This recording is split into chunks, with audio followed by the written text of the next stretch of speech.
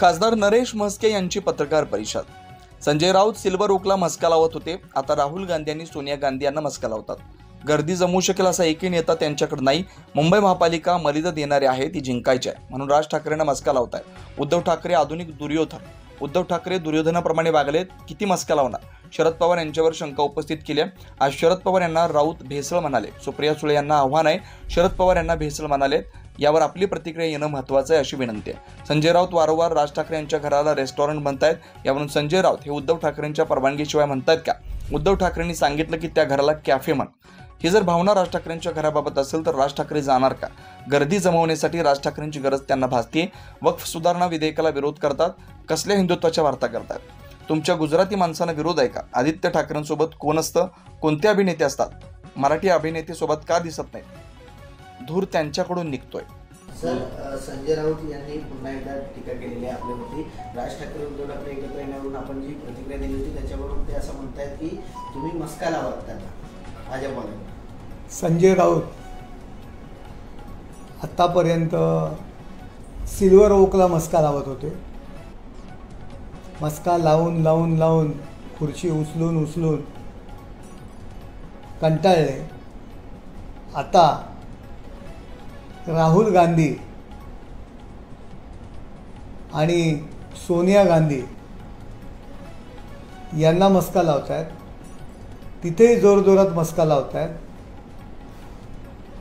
आणि आता मुंबई महापालिकेच्या निवडणुका आहेत, गर्दी जमवू शकेल असा एकही नेता त्यांच्याकडे नाही आहे।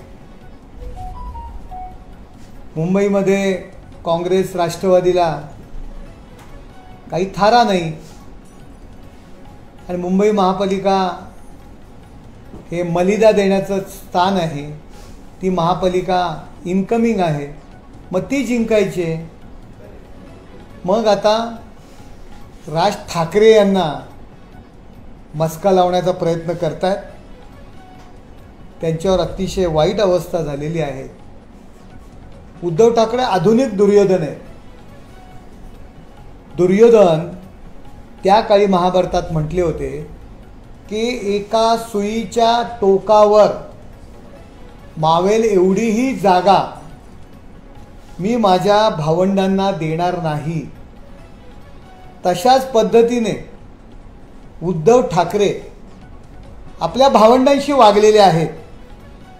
त्यांच्या वागण्यामुळे राजसाहेब ठाकरे यांना सुद्धा शिवसेना त्यावेळी सोडावी लागली। ते राज ठाकरे साहेब पुन्हा उद्धव ठाकरे यांच्याकडे जातील का हो? किती मस्का लावणार? आणि एकनाथ शिंदे साहेबांची जी प्रगती आहे, जनमानसांमध्ये जे त्यांचं स्थान आहे, लोकांचा वाढता प्रतिसाद आहे आणि अख्खी उभाटा सोडून चाललेली आहे, त्यामुळे हा जो काय पाटणकर काढा त्यांना जो एकनाथ शिंदे साहेबांनी जो दिलेला आहे ना, त्यांनी सुद्धा आता इलाज होत नाही। आता सगळीकडे त्यांना कैलास जीवन लावावे लागणार आहे। त्यांची अवस्था एवढी जलन होते, एवढा धूर येतोय आणि त्यांच्या शरीराची लाही झालेली आहे, त्यामुळे आता त्यांना कैलास जीवन लावावं लागेल अशी परिस्थिती संजय राऊत आणि उद्धव ठाकरे यांची आलेली आहे। अहो, आज ते शरद पवार आणि अजितदादा यांची एक बैठक झाली। शरद पवारांच्या भूमिकेवर त्यांनी संशय व्यक्त केला आहे। अजितदादांवर टीका करतात, करू द्या, पण शरद पवारांवरती सुद्धा अप्रत्यक्षरित्या अजितदादा आणि शरद पवार एकत्र आलेलेच आहेत। आणि आम्ही कुठे यांना भेटतो का? आम्ही कुठे एकनाथ शिंदेला भेटतो का? एकनाथ शिंदे तुम्हाला भेटायला पाहिजेत ना। एकीकडे नरेंद्र मोदीजी महाराष्ट्राचे शत्रुकाल म्हणाले, अमितभाई शहा महाराष्ट्राचे लुटारू त्यांना म्हणाले, देवेंद्र फडणवीस यांच्यावर टीका केली आणि त्याच देवेंद्र फडणवीसांना आदित्य ठाकरे, तुम्ही उद्धव ठाकरे भेटताय ना मंत्रालयात कामाचं निमित्त साधून, ही दुटप्पी भूमिका कशासाठी करताय? आणि आज शरद पवारांना भेसळ म्हटलेलं आहे त्यांनी. शरद पवारांची भेसळ आहे, आमच्याकडे भेसळ नाही.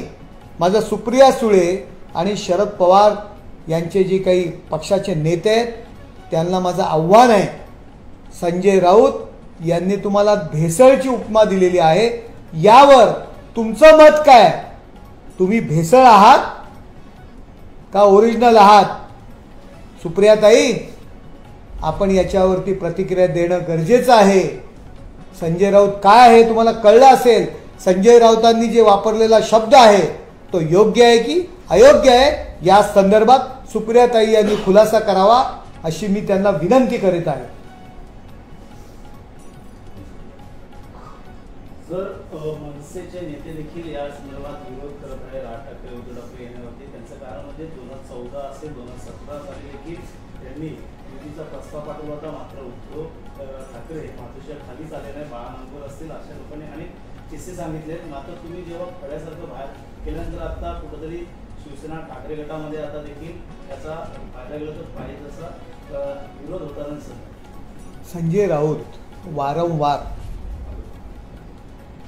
राजसाहेब यांच्या घराला कॅफे म्हणत आहेत, रेस्टॉरंट म्हणत आहेत, कॉफी शॉप म्हणत आहेत. यावरून संजय राऊत हे उद्धव ठाकरे यांच्या परवानगी शिवाय राजसाहेबांच्या घराला कॅफे म्हणत आहेत का? उद्धव ठाकरे यांनी सांगितलं असेल ना की त्याला कॅफे म्हण. हे बघा, स्वतःचं घर याबद्दल प्रत्येकाला एक आपुलकी असते आणि राजसाहेबांना खूप मोठी आपुलकी आपल्या घराबद्दल आहे. पाहुणे बोलवणे, घरात बसवणे, त्यांचा चहापान करणे, याला आपण घरी आल्यानंतर पाहुण्यांना बोलवतो, याला आपण हॉटेल म्हणतो का? याला आपण कॅफे म्हणतो का? एकीकडे त्यांना बोलवण्याचं काम करताय, एकत्र येण्याचं काम करता आणि कालही राजसाहेबांच्या घराला त्यांनी कॅफे म्हटलेलं आहे. ही जर भावना राजसाहेबांच्या संदर्भात, त्यांच्या घराच्या संदर्भात जर उभाटाची असेल तर राजसाहेब त्याच्यासोबत जाणार आहेत का? आम्ही समजू शकतो, गर्दी जमवणारा नेता आता उरलेला नाही आहे उभाटामध्ये, म्हणून केवळ वापरण्याकरता, गर्दी जमवण्याकरता आज राजसाहेबांची गरज त्यांना लागत आहे. आणि ज्यावेळी राजसाहेबांनी पक्षाची जबाबदारी मागितली, मी पुन्हा तेच बोलतोय, ज्या ठिकाणी शिवसेना कमी आहे त्या ठिकाणची जबाबदारी माझ्यावर द्या. आणि बाळासाहेब त्यावेळी देत होते, त्यावेळी यांनी धमकी दिली, मी घर सोडून जाईल जर राजसाहेबांवर जबाबदारी दिली तर. आधुनिक दुर्योधन, त्यावेळी दुर्योधनाने ज्यावेळी एका सुईच्या टोकावर जेवढी जमीन मावेल तेवढीही जमीन माझ्या भावंडांना देणार नाही, अशाच पद्धतीची भूमिका या आधुनिक जगाच्या दुर्योधनाने घेतली आणि राजसाहेबांना खड्यासारखं बाजूला केलं. आजही तो शब्द मी पुन्हा पुन्हा वापरतोय. ते राजसाहेब यांच्याकडे जाणार आहेत का? सर, महाराष्ट्रासाठी, मराठी माणसासाठी, हितासाठी एकत्र यावं असं महेश मांजरेंनी मुलाखत देताना अनेक ठिकाणी पोस्ट लागले. मला वाटतं खरं अर्थाने मराठी माणसासाठी, महाराष्ट्र हितासाठी आणि हिंदुत्वासाठी कोण ठाकरे पुढे येत आहे खऱ्या अर्थाने? कोणाचं हिंदुत्व? उद्धव ठाकरे यांचं हिंदुत्व? अरे वक्फ अमेंडमेंट बिलाला, वक्फ सुधारणा विधेयकाला त्यांचा अरविंद खान आणि संजय मुल्ला लोकसभेत आणि राज्यसभेमध्ये विरोध करतो. ज्या बाळासाहेबांची भूमिका होती की वक्फ कायदा रद्द व्हायला पाहिजे, देशाच्या संरक्षण खात्याच्या पेक्षा जास्त जमीन त्या वक्फ बोर्डाने गिळंकृत केलेली आहे. गावाच्या गावं, हिंदूंची मंदिरं, सरकारी जागा ज्यांनी स्वतःच्या ताब्यात ठेवलेल्या आहेत त्याचा उपयोग 80% उपयोग देशाच्या विरोधात केला जातो.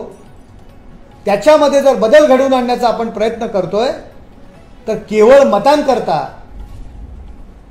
वक्फ अमेंडमेंट बिलला तुम्ही विरोध करता, हे आहे तुमचं हिंदुत्व? निवडणुकांमध्ये मुल्ला मौलवींना लाखो करोडो रुपये वाटून तुम्हाला मतदान करायला लावताय. बाळासाहेबांना हिंदू हृदय सम्राट म्हणण्याकरता तुम्हाला लाज वाटते. हे आहे का तुमचं हिंदुत्व? कोणाला शिकवताय? औरंगजेबाच्या कबरीला आम्ही विरोध केल्यानंतर तुमचा संजय मुल्ला त्याची बाजू घेतोय. हे तुमचं हिंदुत्व आहे? कसल्या हिंदुत्वाच्या वार्ता करताय आणि कसल्या मराठी माणसांच्या गप्पा मारताय? मुंबई महानगरपालिकेच्या निवडणुका आल्या की त्यांना मराठी माणूस दिसतो, मग मराठीचा प्रश्न येतो. गुजरात आणि मुंबई तोडण्याची भाषा त्यावेळी येते. मग तुमचा गुजराती माणसाला विरोध आहे का मुंबईतल्या? जाहीर करा. मुंबई महापालिका निवडणुका लागल्या की त्याला मराठी अस्तित्व, मराठी भाषा. तुमच्या मुलाचे मित्र कोण आहेत? मराठी आहेत. कुठले कलाकार तुमच्या मुलांबरोबर असतात? आदित्य ठाकरेंबरोबर का नाही मराठी कलाकार कोण तुमच्या मुलाबरोबर? रात्रीच्या पार्ट्या करायला तीच लोक लागतात ना. कसलं मराठी? केवळ मुंबई महापालिकेकडनं मलिदा लुटण्याकरता लोकांची मतं भावनात्मक विषय आणून घेण्याकरता हा मराठी हा विषय उभाटायला लागतो. राऊतांनी आज ट्विट पण केलेला आहे. रोबो आहे त्याला त्यांना दाखवला, मात्र त्यासमोर विचारलं असतं त्यांनी सांगितलं की तुम्हाला सर्व कळणार आहे. कोणाच्या गुणाला किती आग लागली, काय केले ट्विट? कोणाच्या गुणाला किती आग लागली. प्रतिकात्मक निर्णय रोबोट आहे. खालतून जे आहे आग आणि धूर निघतो आणि तो रोबोट जो आहे प्रतिकात्मक नाचताना दिसून येतो. त्यांनी एक व्हिडिओ जो माध्यमातून प्रसारित केलेला आहे. अरे धूर तर त्यांच्याकडनं निघतोय. एकनाथ शिंदेचं अस्तित्व त्यांना धुरासारखं म्हणजे जळकं लाकूड आहे. मी नेहमी म्हणतो पाटणकर काढा त्यांना दिला एकनाथ शिंदेंनी, त्यातूनही त्यांचे सुधारलेले नाही. आता कैलास जीवन लावावं लागणार आहे त्यांना.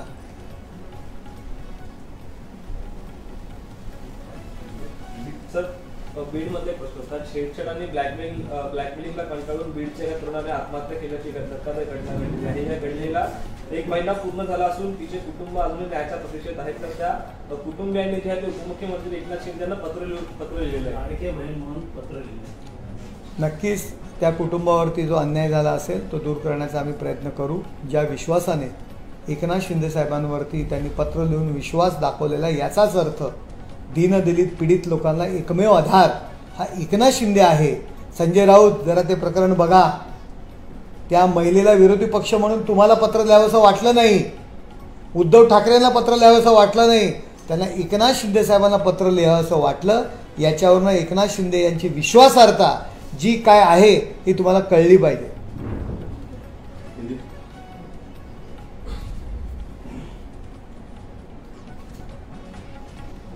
सर, संजय राउत ने आपने एक आरोप किया, आपके बारे में एक बात कही है कि आप उसका लगाते हो, इस बारे में आप किस तरीके से? सर देखो, उभाटा के पास और उद्धव ठाकरे, संजय राउत, इनको अभी कोई पूछ नहीं रहा. मुंबई महापालिका की अभी चुनाव आने वाला है. उनको मालूम है कांग्रेस राष्ट्रवादी को मुंबई में कोई पूछते नहीं, जनाधार नहीं है. सभा लगाएंगे तो भीड़ इकट्ठा करने वाला एक ही नेता उद्धव ठाकरे और संजय राउत उनके पास नहीं है. कल तक शरद पवार जी को मस्का लगाते थे, सिल्वर ओक को. बाद में राहुल गांधी और सोनिया गांधी जी को मस्का लगाने गए. लोकसभा विधानसभा के चुनाव लड़े. अब बीएमसी का, मुंबई महानगर पालिका का चुनाव है, वो जीतने का है. मुंबई महापालिका सोने का अंडा देने वाली मुर्गी कहते हैं, वहाँ सब मातोश्री में इनकमिंग जाता है, तो फिर वो जीतने का है. तो अभी राज साहब को मस्का लगाने जा रहे हैं. राज साहब थोड़े भूल गए, उद्धव ठाकरे आधुनिक दुर्योधन है, महाभारत का दुर्योधन. उन्होंने ये कहा था मेरे भाइयों को एक सुई के ऊपर जो जगह है रहती है उतनी भी जगह मैं नहीं दूंगा। उसी तरह ये उद्धव ठाकरे दुर्योधन ने अपने भाइयों को हकाल दिया, शिवसेना से बाहर कर दिया। राज ठाकरे जी को भी बाजू कर दिया। राज ठाकरे जी बोले थे कि जहां शिवसेना कमजोर है वहां की जिम्मेदारी मुझे दो, लेकिन बाला साहब जब वो जिम्मेदारी दे रहे थे तो अगर राज साहब के ऊपर जिम्मेदारी देंगे तो मैं घर छोड़ के जाऊंगा। इसी तरह नारायण राणे के बारे में भी उन्होंने यही कहा था, घर छोड़ के जाने की धमकी बाला साहब ठाकरे जी को दी। वो क्या राज साहब भूल गए क्या? अभी उनके पास बचा क्या है? ना लोकसभा में जनाधार, ना विधानसभा में जनाधार। राज साहब ठाकरे ये डुबकी नाव में जाने वाले हैं क्या? उनको क्या राजनीति की समझ नहीं है क्या? लेकिन सुर्खियों में रहने के लिए इसी तरह की बातें कर रहे हैं, देख रहे हैं। एकनाथ शिंदे जी ने उनको पाटनकर काढ़ा दिया था, लेकिन पाटनकर काढ़ा भी अभी असर नहीं हो रहा है। एकनाथ शिंदे जी की बढ़ती जो लोकप्रियता है उससे अभी उनकी जलन हो रही है। इसलिए अभी उनको कैलाश जीवन लगाना पड़ेगा। कैलाश जीवन हम लोग भेजते हैं। उन्होंने देखो आज शरद पवार जी के और अजित दादा पवार जी के भूमिका के भी संशय व्यक्त किया। अजित दादा का हम लोग मान सकते हैं, लेकिन जिस शरद पवार जी ने उनको सहारा दिया, उनके ऊपर, उनके भूमिका के ऊपर संजय राउत संशय व्यक्त कर रहे हैं। मैं सुप्रिया ताई सुळे जी को जाहिर आह्वान करता हूं, संजय राउत जी ने आज शरद पवार जी के राजनीति को भेसड़ कहा है, मिलावट कहा है, उसके ऊपर आपकी प्रतिक्रिया क्या है? आपकी राजनीति मिलावटगिरी है क्या? ये सुप्रिया ताई ने जाहिर करना चाहिए कि संजय राउत जो बोला वो सच है, सत्य है या असत्य है। मैं सुप्रिया जी को आह्वान करता हूं। सर फडणवीस जी ने वो जो हिंदी भाषी जो सक्ति करना था उसको एक स्टेप पीछे लिया, हम विचार करेंगे। कहीं ना कहीं ठाकरे इम्पैक्ट ऐसा कहा जा रहा है सर। देखो लोगों में गलत तरीके से जो हिंदी के बारे में जो फैला रहे लोग, देखो 5 स्टैंडर्ड के बाद हिंदी तो है, अभी से है क्या? पहले से है। हिंदी को ऑप्शनल 7 स्टैंडर्ड के बाद अपन संस्कृत ले सकते हैं, अन्य लैंग्वेज ले सकते हैं। हिंदी तो 5 स्टैंडर्ड से पहले से है महाराष्ट्र में। अगर 4 स्टैंडर्ड तक मराठी तो कंपलसरी है, लेकिन अगर 5th के बाद अगर हिंदी चलती है तो पहले में हिंदी क्यों नहीं चलती? देखो सिर्फ ये राजनीति चल रही है, आने वाली जो बीएमसी का इलेक्शन है, इसीलिए सब ये वातावरण बनाने का काम कर रहे हैं। उद्धव ठाकरे और राज ठाकरे की एक साथ आने को लेकर जगह जगह पर पोस्टर लगाए जा रहे हैं। जिस तरीके से उद्धव ठाकरे ने अनेक मरतबा जो राज ठाकरे के पत्र को जो है ठुकरा दिया था, अनेक कार्यकर्ता मिलने को गए थे, लेकिन उद्धव ठाकरे फिर भी नीचे ने उन कार्यकर्ताओं को भी नहीं मिले। देखो राज ठाकरे जी को चावल में जैसा अपन खड़ा मिलता है, पत्थर मिलता है और पत्थर निकाल के अपन फेंक डालते, उसी तरह से उद्धव ठाकरे जी ने राज साहब जी के मेहनत के बाद भी पार्टी से बाहर पड़ने के लिए मजबूर किया था। राज साहब रहेंगे पार्टी में तो मैं घर छोड़ के जाऊंगा, इसी तरह की धमकी बाला साहब ठाकरे जी को दी थी। राज साहब वो भूलेंगे क्या? पार्टी के कार्यकर्ताओं का मैं मेरा एग्जाम्पल देता हूं।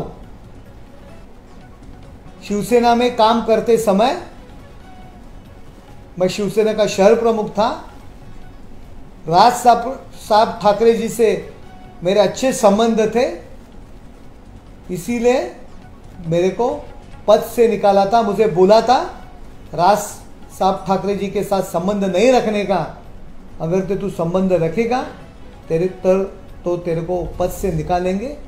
ऐसे मैं नहीं, बहुत से कार्यकर्ता है, प्रवीण दरेकर है, संजय घाड़ी है, संजय चित्रे थे, राजन शिरोडकर थे, शिशिर शिंदे थे, बाळा नांदगावकर थे।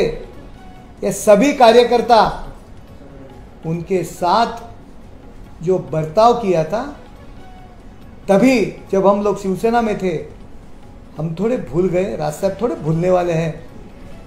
इसीलिए अब उनको जरूरत है, जब शिवसेना को राज साहब ठाकरे जी की जरूरत थी तो अब उनको पार्टी से बाहर जाने के लिए मजबूर यही उद्धव ठाकरे जी ने KIA.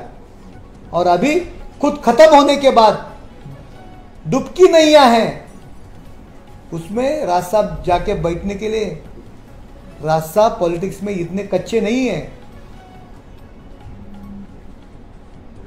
Sir, Rahul Gandhi America दौरे पे बोस्टन में, इस दौरान उन्होंने जो है महाराष्ट्र के चुनाव पे फिर एक मरतबा शंका व्यक्त की है और कहा है कि शाम के 5 बजे से लेकर 7 बजे तक जो चुनाव के मतदान में आंकड़ेवारी बढ़ी, अब तो चुनाव आयोग ने मुझे उसका खास बात ये कि ये जो बात रखी है विदेश में रखी है। देखो, अभी राहुल गांधी को जिस चीज के लिए राहुल गांधी चुने हैं वो एलओपी है, विरोधी पक्ष नेता है संसद में, वो खासदार है, एमपी है संसद में, लेकिन वहाँ अपनी व्यूज, अपनी पार्टी के मत वहाँ नहीं रखते। मणिपुर इशू, वक्फ अमेंडमेंट बिल का इशू, संसद में अपना मुंह भी खोला नहीं, अपने मुंह में लड्डू डाल के बैठे थे। जो अपनी राय है, अपना मत है, वो संसद में व्यक्त करो, यहाँ जमीन पे आके मत व्यक्त करो, हवा में उड़ के मत बोलो, कुछ काम के नहीं है। दिल्ली के लोगों ने उनकी कीमत उनको बताई है, इसलिए अभी वो देश छोड़ के ही जाएंगे और वहां से देश के बारे में टिप्पणी करेंगे।